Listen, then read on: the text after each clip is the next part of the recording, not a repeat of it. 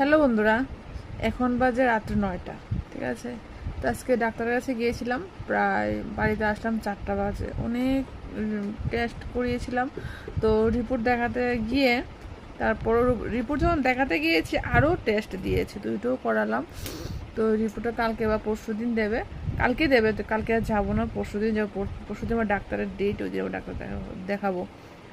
তো বন্ধুরা, তোমাদেরকে বলে দিই, আমার একটা রিপোর্টও ভালো আসেনি, একটা রিপোর্টও না, সবগুলা রিপোর্ট খারাপ। আমার সোনোগ্রাফি রিপোর্টও খারাপ, মানে সবগুলা রিপোর্ট একদমই খারাপ, কোনো কিছু ভালো আসেনি। তার জন্য আবার টেস্ট দিয়েছে।